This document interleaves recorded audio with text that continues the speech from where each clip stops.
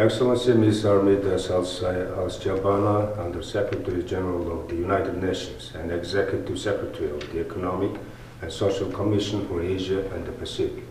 Excellency Ms. Mami Mizutori, Special Representative of the Secretary General for Disaster Risk Reduction.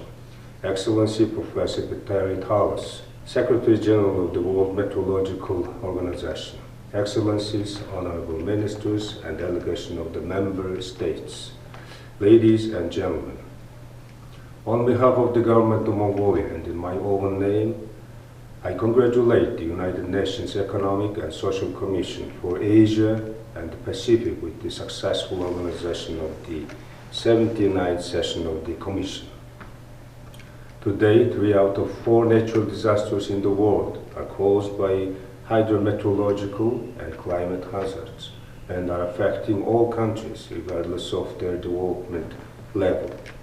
In Mongolia, climate change has long been a real threat, and frequencies of slow onset disasters such as drought, zoot, desertification, forest and steppe fires have amplified, resulting increased vulnerability of the population, especially in the agricultural sector. It urges us to build up resilience, including preemptive actions.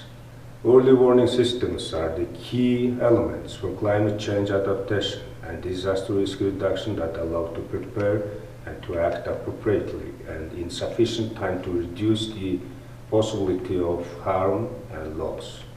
Unfortunately, many countries, mainly in least developed countries and small island developing countries and states, struggle to establish early warning system. On behalf of the Government of Mongolia, allow me to share our standpoint on early warning systems priorities. First, the United Nations should be commended for bringing to the forefront of the regional agenda to the disaster risk reduction through the Sendai Framework for Disaster Risk Reduction and now this global initiative to provide early warnings for all by 2027.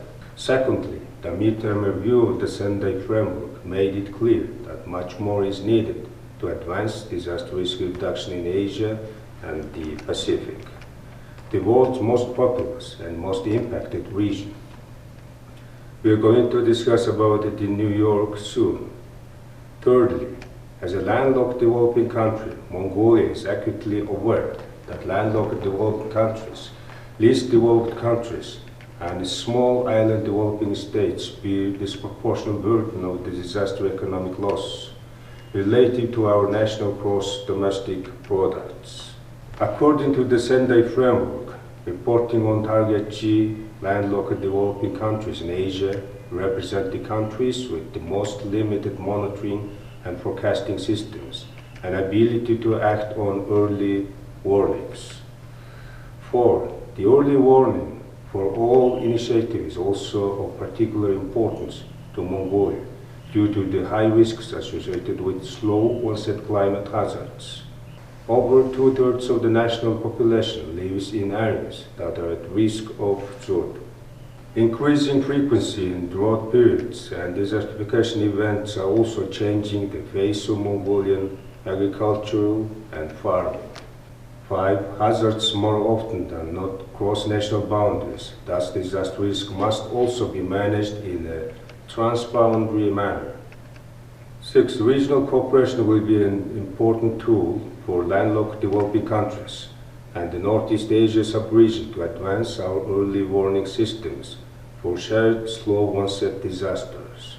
Regional cooperation has the potential to provide economies of scale and ensure that no one is left behind.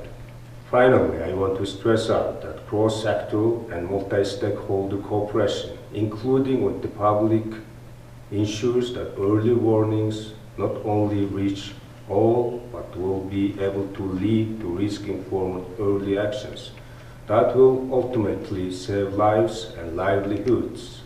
Thank you.